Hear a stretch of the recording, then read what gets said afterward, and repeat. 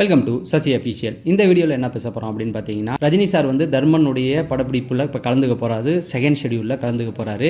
அதுக்காக பார்த்தீங்கன்னா இப்போ வந்து அவருடைய கெட்டப்பை மாற்றிருக்காரு. ஏற்கனவே அஸ்வத் மாரிமுத்து வந்து இவர் இதில் 3 கெட்டப்பில் வர போகிறாரு அப்படிங்கிற மாதிரி சொல்லியிருந்தார். இப்போ பார்த்தீங்கன்னா ரஜினி சாருடைய லுக்கு மாறி இருக்குது. ஸோ ஃபஸ்ட் லுக்கில் பார்க்கும்போது ஒரு கெட்டப்பில் இருந்தார் இல்லையா, அதை மாற்றி இப்போ வேறு ஒரு கெட்டப்பில் இருக்கார். ஸோ இப்போ செகண்ட் ஷெடியூலில் வேறு ஒரு கெட்டப்பில் நடிக்க போகிறாரு அப்படிங்கிற மாதிரி சொல்கிறாங்க. அடுத்து பார்த்தீங்கன்னா இன்னும் ஒரு கெட்டப்பும் இருக்குது அப்படிங்கிற மாதிரி சொல்கிறாங்க. அது வந்து அடுத்தடுத்து நமக்கு ரிவீல் ஆகும். அதுக்கப்புறம் பார்த்தீங்கன்னா ஜெயிலர் 2 ப்ரொமோஷன் வேலையை வந்து ஆரம்பிச்சிட்டாங்கன்னு சொல்கிறாங்க. கூடி சீக்கிரம், அதாவது இந்த வாரத்துலேருந்து வந்து அது வந்து அப்டேட் ஆகிட்டே இருக்கும். அடுத்தடுத்த விஷயங்கள் வந்து நமக்கு வந்துக்கிட்டே இருக்குன்னு சொல்கிறாங்க. ஏன்னா அந்த 15ஆம் தேதிக்குள்ளே ஒரு ட்ரெய்லர் அல்லனா ஃபஸ்ட்டு சிங்கிள் கண்டிப்பாக வரப்போகுது அப்படிங்கிறத உறுதியாக சொல்லிட்டாங்க. ஸோ நம்ம அடுத்த வாரத்துலேருந்து பார்த்துடலாம். இந்த வாரம் எண்ட்லேருந்து அடுத்த வாரம் தொடக்கத்துலேருந்து ஜெயிலருக்கான ப்ரொமோஷன் வேலை வந்து ஆரம்பிச்சிடும் அப்படிங்கிறது தான். அதுக்கப்புறம் பார்த்தீங்கன்னா டப்பிங்லேயும் வந்து ஒரு செக்மெண்ட் வந்து முடிச்சிட்டாரு அப்படிங்கிற மாதிரி சொல்கிறாங்க. ஜெயிலர் 2க்கு இன்னும் கொஞ்சம் தான் இருக்குது. ரஜினி சாருடைய போர்ஷன் வந்து எப்படியுமே பிரதானம் பார்த்தீங்கன்னா ரஜினி சார் தான். அதில் ஒரு போர்ஷன் முடிச்சாச்சு, இன்னும் கொஞ்சம் தான் இருக்குது அப்படிங்கிற மாதிரி சொல்லிகிட்டு இருக்காங்க.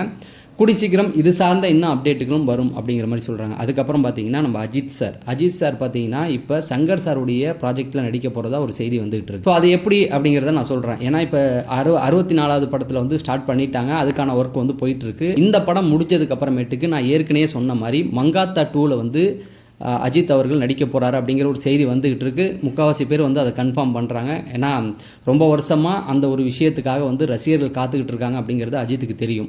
அதனால் கண்டிப்பாக இப்போ அதை கொண்டு வந்தோம்னா ஒரு பெரிய ரீச் இருக்கும் அப்படிங்கிற மாதிரி சொல்கிறாங்க. அதோடைய ப்ரொடியூசர் அஜித்தாக இருப்பாரா அப்படின்னு கேட்டிங்கன்னா கண்டிப்பாக வாய்ப்பில்லை. ஏன்னா சன் பிக்சர்ஸ் தயாநிதி அழகிரின்னு நினைக்கிறேன், அவர் தான் வந்து அதில் ப்ரொடியூசராக இருந்தார். ஒய்நாட் ஸ்டுடியோ. ஸோ அவங்க அதை வந்து கொண்டு வரதுக்கு மும்பரமாக இருக்காங்க அப்படிங்கிற மாதிரி செய்தியும் வந்துகிட்டு இருக்குது. ஸோ அதுக்கப்புறம் சங்கர் சாருடைய ப்ராஜெக்டில் அவர் பண்ண போகிறாரு அப்படின்னு ரொம்ப வருஷமாக அஜித் அவர்கள் அவருடைய ப்ராஜெக்டில் வருவார் அப்படின்னு சொல்லி பேசப்பட்டுச்சு.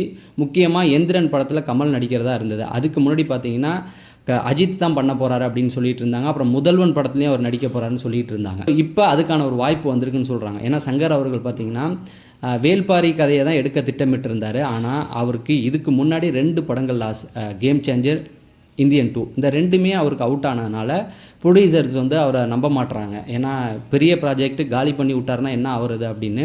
அதுக்கு முன்னாடி அவர் வந்து நம்பகத்தன்மையாக ஒரு ஹிட்டு கொடுத்துட்டாருன்னா கண்டிப்பாக வேல்பாரி மாதிரியான ஒரு கான்செப்ட்டுக்கு பெரிய பட்ஜெட் அதை கொடுக்கலாம் அப்படின்னு சொல்லி ஒரு முடிவு எடுத்திருக்காங்க. அந்த கான்செப்ட்டுக்கு தான் அஜித்தை வச்சு பண்ணலாம் அப்படின்ற ஒரு முடிவு எடுத்திருக்காராம் சங்கர் அவர்கள். அதாவது ஒரு பிரம்மாண்டம் இல்லாமல் ஒரு மீடியமான ஒரு பட்ஜெட், அதை வச்சு பண்ணால் அஜித்தை வச்சு பண்ணும்போது ஒரு பெரிய ஹிட் ஆகும். ஏன்னா அஜித்துக்கு ஃப்ளாப் வந்தாலுமே அது ஒரு ஹிட்டு, ஒரு பெரிய வசூல் வரும் இல்லையா, அதை வச்சு பண்ணுறதா ஒரு முடிவு எடுத்திருக்காங்க. அதன்படி அஜித்தை வச்சு ஒரு ஹிட்டு கொடுத்துட்டு அதுக்கப்புறம் வேல்பாரியை தொடங்கலான்ற ஒரு ஐடியாவில் இருக்காராம். சொல்ல முடியாது, இந்த படம் ஹிட் ஆனால் வேல்பாரிலையும் அஜித்தை வச்சு பண்ணுறதுக்கு வாய்ப்பு இருக்குது அப்படிங்கிற மாதிரி சொல்கிறாங்க. ஸோ இன்றைக்கி பெரிய அப்டேட் இல்லை, நான் கொஞ்சம் வெளியில் இருக்கிறதுனால இந்த ஒரு அப்டேட் மட்டும் முடிச்சுக்கிறேன். நான் தொடர்ந்து இன்னும் அப்டேட்டுகள் நாளையிலேருந்து கொடுக்க ஆரம்பிக்கிறேன் அப்படிங்கிறத சொல்லி நம்முடைய ஃபேஸ்புக் பேஜையும் ஃபாலோ பண்ணிங்க. நம்ம அடுத்த வீடியோவில் சந்திப்போம். நன்றி, வணக்கம்.